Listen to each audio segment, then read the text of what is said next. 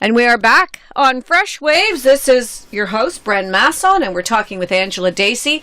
This is the second of a 4-part series for loving yourself at Valentine's Day. It's nice. Every year at Christmas time, I used to get myself a gift. And now I think it's a good thing to do at Valentine's Day as well, because like we've always said, Angela, you and I have always talked about how you have to love yourself first before you can love the rest of the world. And a lot of people don't think about that.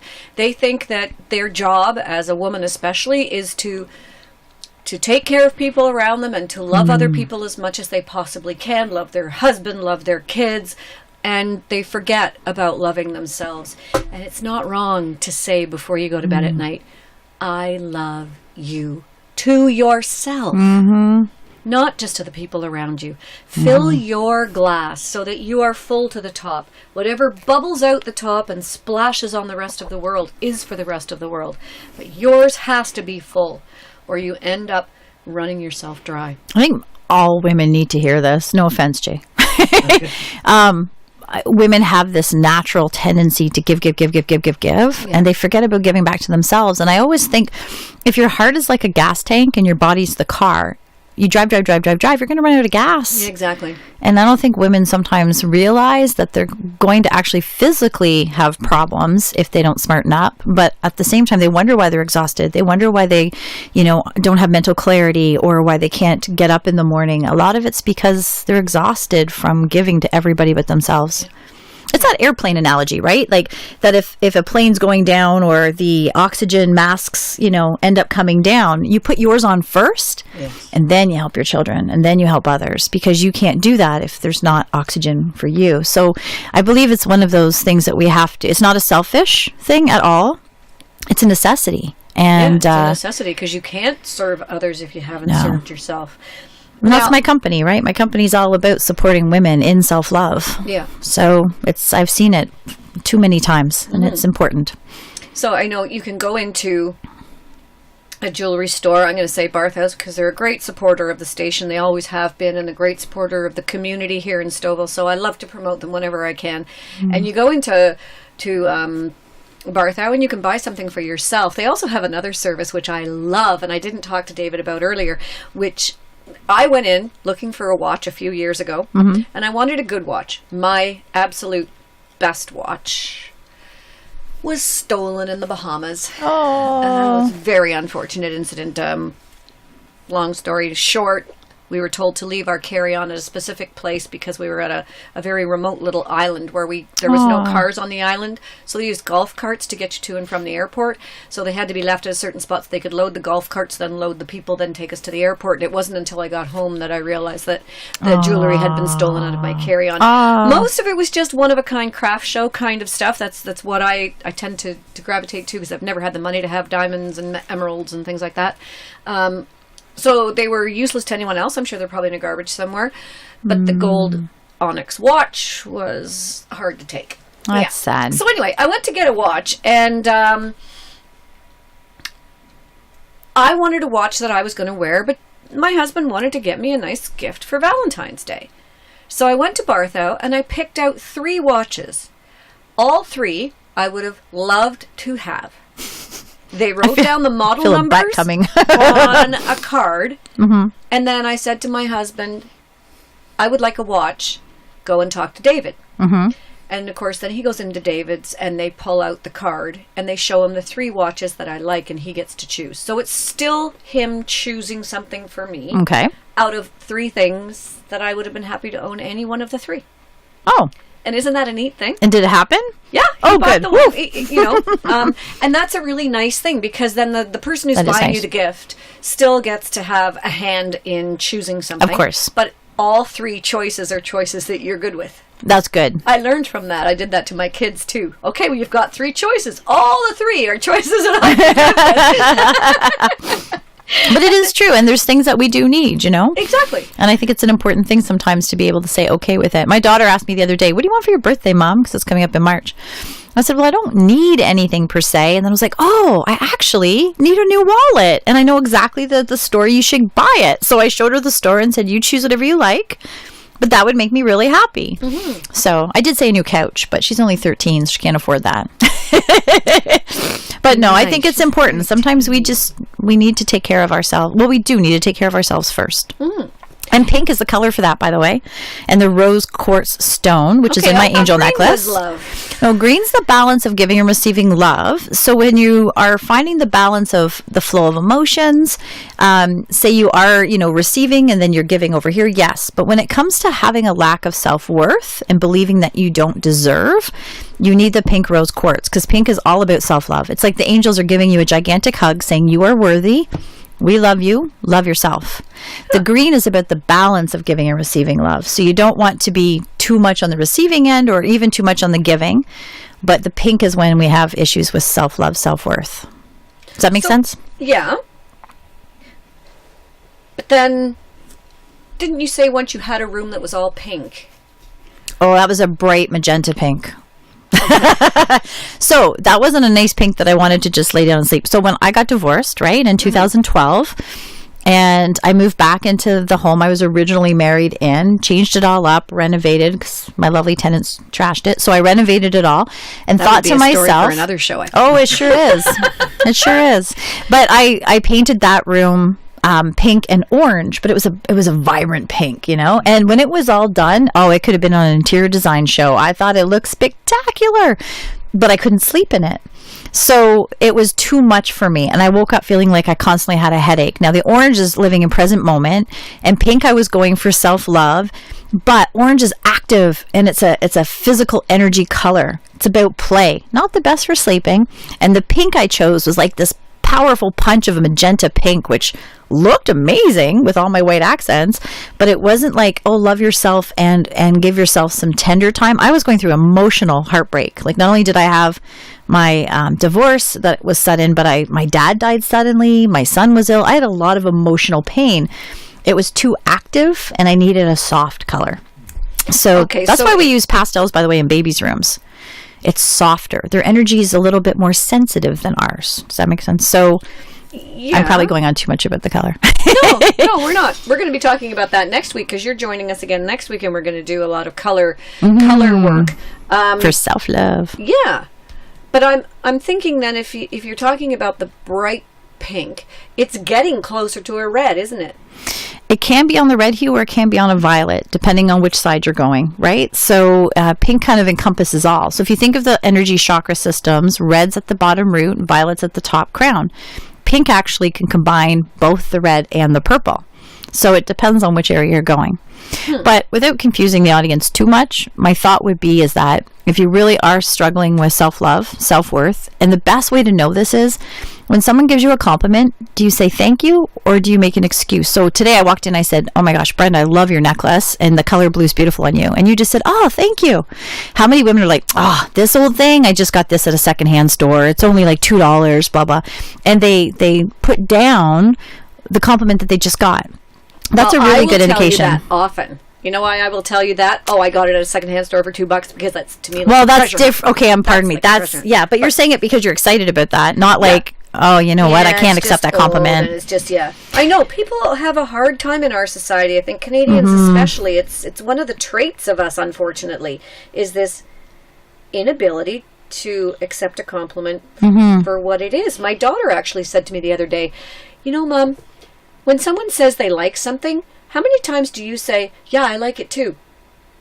And I say that all the time. She says, I know, it's just weird. People they're not supposed to say that. You're supposed to say thank you or something. You're not supposed to say, yes, I like it too. And I said, well, yeah, I acknowledge the fact that so funny. Like it, that's what I'm wearing. You know, I was brought up for that little saying that it's better to give than to receive. Yeah. But okay, pardon me, but if I'm giving, is somebody not receiving? So really, I'm okay and I'm great, but that person should feel guilty? It doesn't make sense. No. And see that the necklace that you were talking about. Yeah, can I see that? It's actually glass from the ocean. And beautiful. In the old days, oh, that's so neat. The ocean glass was glass beads were worn by peasants, and gemstones were worn by the people who could afford it. I love that. Way back in the day, when they were collecting pirate jewelry, they would collect all of the really expensive stuff, and of course, sell it in the Cayman Islands and make it into jewelry and such like that. And the glass was mostly discarded or just given to somebody who was collecting it for next to nothing. And the beauty of it is that it's been washed by the ocean for years and years and years. Yeah. And it's never going to sparkle. It's actually blushed down in many ways. And it's still special, I think. It's still special. I mean, the glass would eventually wear away to nothing, I suppose, and turn into sand. As would a stone, though. But each stone has a story. It does. And I think as long that's as kind it's of cool. been in a pirate ship, I'm all over it. I just think it's kind of neat. It's just so neat. It is cool. And the colors are gorgeous. Yeah. So, I love it. You know, one man's junk is another man's treasure, that kind of thing. Or one woman's junk is another And if we're wearing it with treasure. an intention, that's a beautiful thing. That's what it's about, right? Yeah. And to think that the ocean has brushed over these little pieces of glass so many times. I like that kind of thing. Yeah, I do too. It's kind of neat. Anyway, so back to our gemstones, and it's not necessarily gemstones when we're talking about buying something for ourselves. It can be beads of anything, which is what this is. Beads of glass and mala beads. What are mala beads? Tell me about these mala beads. I know they're very trendy right now. They shouldn't be trendy, to be honest. It's not a trendy thing. North Americans might think it's trendy. Mala beads have been used for centuries in Hinduism. It's a form of counting your meditation. So almost like a rosary bead in Christianity for prayer. The mala beads, there's 108 mala beads on a string. So I just gave you a string from India. Thank you. You're welcome. The point of it is that they believe in Hindu religion that we have 108 nadis, and nadis are considered energy centers.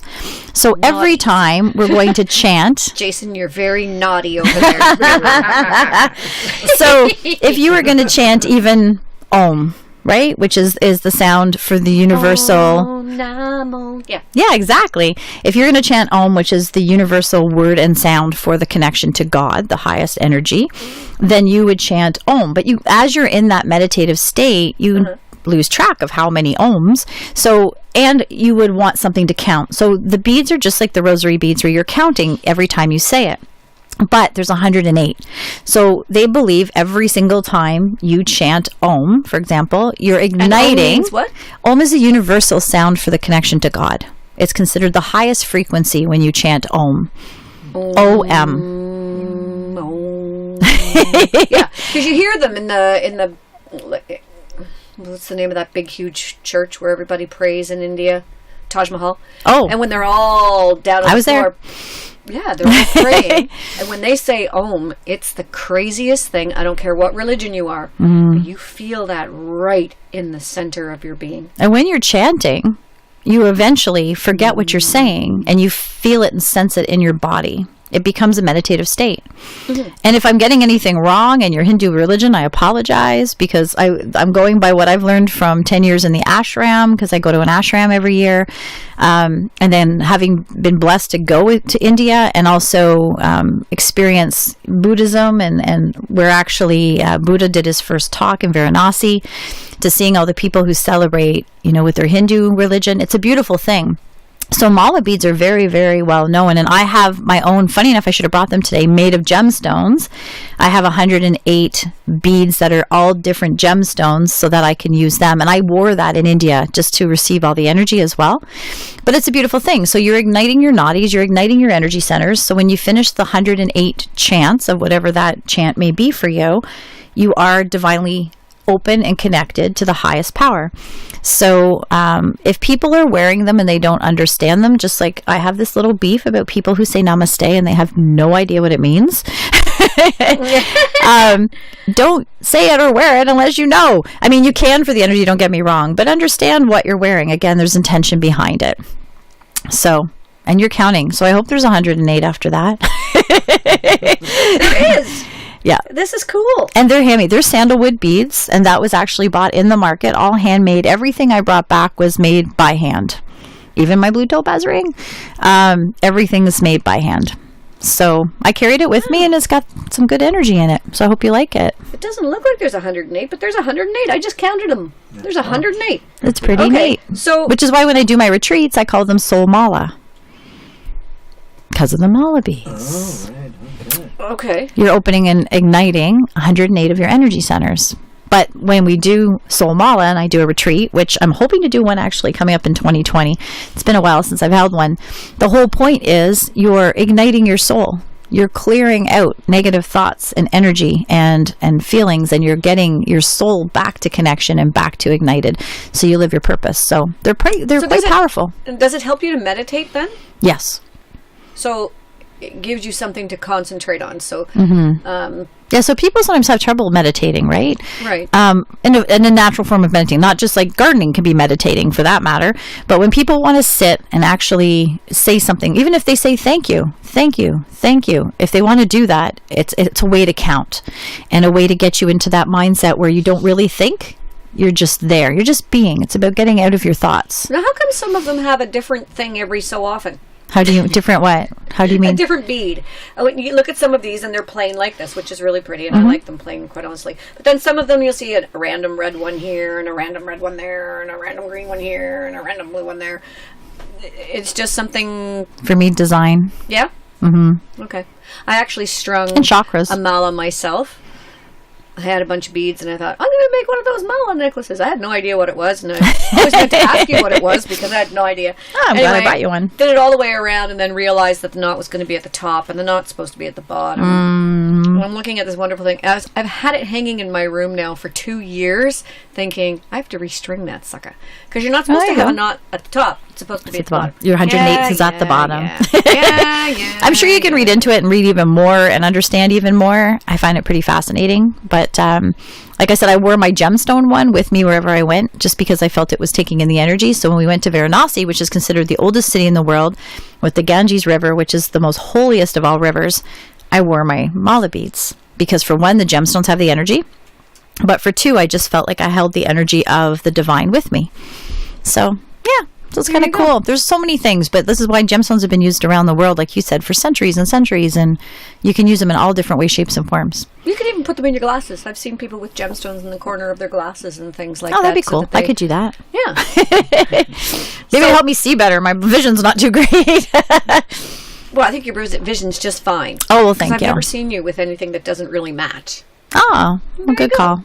Okay, so let's go through the colors of the angel stones and then tell people how that they can maybe get something for themselves. Okay, so we actually talked about the color orange because I chose that one, and that would be which one? The carnelian. Angel, carnelian. And that's the one that you have. Yeah, you want to see them again?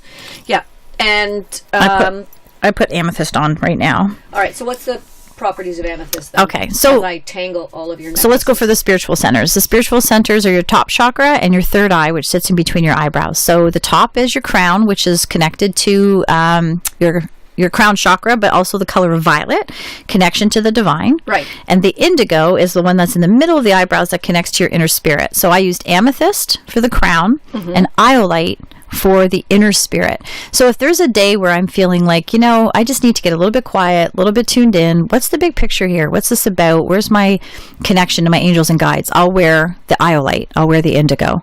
If I really am doing something that's creative, but from a spiritual perspective, like say your artwork, for example, you're doing art therapy or, and sometimes I don't really think about why I need to wear it. I just know what I'm attracted to. So out of all my colors, I just went and put on the amethyst one today, but we're having quite a cool spiritual conversation. So that's the amethyst. That's your iolite. Oh wait, that one's actually okay. So that if you hold it up, it's red. So okay, spiritual. Then we have amethyst. This one's red, isn't it? Or it's I orange? can't see across that far. Here we are talking. We're talking across the table. Aspect of the radio show now. Just saying. No, this is as purple as hold it up to the mic. See if they can see it. I am not colorblind, and this is purple, my dear. Which one are you looking at? Red. No, I'm sorry. That's a garnet, my dear. Oh, it's the way that's the red garnet. It might have a purple hue for you on that one. And don't forget, each one may be a little bit different because they're gemstones. Right? Okay, so spiritually, we've got the amethyst and the iolite. Then we go into the emotions, which we have the blue and the green. And so what's that chakra? So then we've got the throat, which is the blue, and the heart, which is the green. So we use lapis lazuli for the throat, which is about your communication, your expression, like Jason picked. And then the green, we use jade, which is about that balance of giving and receiving love. Then yellow. Do you know that there's an actual kind of native folklore that says that you should never buy green jade for yourself. It's bad luck to buy jade for yourself, and it's good luck if it's given to you by someone else. Good, then buy your friends a jade angel necklace. Yeah, I'm thinking so. No, and it's good luck when it's given to you. Mm-hmm. So isn't that neat to know? That is. There we go. Well, it's also associated with money and abundance. So interesting. And emotional healing, life balance, and love. Mm-hmm. That's really nice. So that's the green. Okay. And then yellow Do you have a green one here? Should. Yeah. I brought them all. Oh, there it is right there. Yep. They're pretty. They are really pretty. Mm. Yellow, we did citrine. So yellow, there's that one right here. Can you see it? So that's the citrine, which is about empowerment, courage. You've got it right there. Mm-hmm. Looking at life in a positive way, sunshiny way, per se, right? Great color for this time of year when it's so cloudy where we are. Okay. Then you get the physical colors, which are the orange and the red. So we did the orange carnelian for that moment of staying in present time, finding joy and playing. And we used garnet for the passion and the grounding and the action of the red root chakra. So, which is all about movement, right? And stability and structure. So it's very interesting. Oh, and then I've got, pink, which is the rose quartz, and also white for the highest divinity. We used mother of pearl. So they're very beautiful, and there will be slight color differences. You keep skipping over that one. Oh, do I? It's a good one, yeah. That's funny that you've done that 3 times now. I skipped over rose quartz. I thought we had a whole self-love conversation. Well, we sort of did, but we got to do it again because now we're talking about it in the angels. Maybe because I know next week I'm on for self-love, so I wasn't trying to hog this one on self-love. I wasn't trying to self-love all this on me. Yeah, that is a good self-love No, one. go for it. And it's got, rose quartz is very healing. It has a lot of so healing beautiful properties too, doesn't it? And it's gentle. Yes, and it's like gentle for your soul. Yeah. That's the way I see rose quartz. It's a beautiful stone if you want to attract a mate, about love, right? You want to attract someone you love. Yeah, so it's a nice stone for that, especially coming into Valentine's Day. But again, that one's about self-worth, self-love. Okay. Right? The pink. All right. What else did you need to know if I skipped over it? Well, it's okay. We got it now. We can go on. All right. So then we did yellow. Okay, she's going through all the cards if people are confused what's happening here. Because you think, I think Jade kept the blue, no? Yep, he had the blue. Okay, cool. And then we did the yellow. We already talked about the yellow, which is the citrine. Yes, that's citrine, which is also a really great stone for attraction to money. When I had a store, on Main Street Newmarket, I had a chunk of citrine in my cash box. They say it's a really great stone for attracting wealth. Okay, but you didn't get rich and famous from that store, so it says didn't work. Who? Oh, I'm only teasing you. 23 years later, I'm still here. Exactly. I got rich in many ways, not necessarily always financial, but that's the key. I got rich in many ways. What is wealth? Very true. Right? True. Where green is the money and the abundance, this could be wealth in many ways. Right. Okay. So I met the best master teachers. If green is like heart. Mm-hmm. It's a heart chakra color, isn't it? You know what the confusing thing, without getting too nuts, like when I teach this as an all-day course, you take the online course for 7 weeks. Yeah. Every single color has a physical, mental, emotional, spiritual property. So they all can connect. And just think of the rainbow. It's one unit. So there's always crossovers. Right. Every single color, like even though if I talk about red and orange as a physical color, well, let me tell you, the yellows, the greens, the blues, the purples still have physical elements to them. I just never get into all that detail because it's so much. It's too much to kind of take in unless you do like a full 7-week course, right? And you're kind of working through it all. So every color can overlap. They definitely will have their properties that stand out. Mm-hmm. But that's why like you're confused, for example, on the green over the pink because you're like, well, wait, green's about love, but green's about the balance of giving. Yeah, how can it be about money? Because every time I think of money, when I think of money, I don't think of it as a nice little thing that flows into my cash register. I think of it more like, give me cash. Give me cash. Did you see the thing I posted on Facebook? All I need is a hug, a mug of coffee, a hug, and $5 million. Yeah, that works. I wouldn't mind chocolate in there too, but yeah. Okay, and the $5 coffee, million chocolate, and no, that's good. I thought the $5 million thing was really funny. A friend of mine from BC, he wrote me back and said, "Well, I can give you the hug and $5." How's that? It's a start. Take some zeros off. It's a start, but well, there you go. And when it comes down to it, pick what you need. I don't think green as in, green, money is the color of green. That's actually weird. Think of abundance in nature. Yeah, that's true. It's great. Right? It's abundant. It's healthy. It's growth. It's always moving and growing. When you think of plants, you think of trees, you think of vegetation. It's growing. And so money's about growing. The people who were inventing the money. Actually, I met a lady once who was the head artist on the designing the euro. I would love to have a conversation with her, because the people who design the money in Canada, $10, which is purpley blue, should be actually the color of $1,000 note, because it's closer to godliness. Oh, all right. You let them know that. Let's do it. There, right? $10 given such a good color. Anyway, okay. So moving right along with the angel pendants. I love how our money has color, by the way. But go on. So there is one here that's mother of pearl. Yes. So that's for the white, which is the highest divinity. So the way I picture this in my head is we always talk about the energy centers in the body, the chakras, starting at red at the base, going up to violet with the crown. Then think of pink as your universal hug that connects the root and the crown. So think of yourself, if you were picturing yourself standing somewhere, you've got this gorgeous circle of pink all around you, which is your angels and guides saying, I'm going to love you no matter what. And then you've got white. And white is the highest form for divinity. So it's the true God essence. So whether you say God or Allah or Jah or omnipresent or whatever that may be, you've got that's the white. And sometimes we just need to feel like we have that connection. Sometimes we feel like we're really stuck in life and faith is all we have. You know, I've got believe tattooed on my arm for a reason. So I think sometimes we just feel when life is tough, sometimes we have to reach out and say, where's the hope? And so I consider that the white, the mother of pearl. Isn't that interesting too? Because moonstone, which is also white and beautiful, pearly looking, yes, is the stone of protection. Isn't that interesting? Isn't it? Isn't that interesting? Wow. Well, next week I'll have to remember to bring in my crystal book so we can have a look. I usually have it in the car, but my daughter has my car and she's in Milton. So, but I hope people like them. I'm really, really, really thrilled. They've been out for a year now. How do we get a hold of you if you want to get something like that for yourself for Valentine's Day? Nice. So the best thing, just go to livelifecolorfully.com. And the website's getting completely revamped with a new look soon. So bear with me. But there will be a link that will take you right to my Etsy shopping cart. And then you can buy them from Etsy and you can have really good looks close up.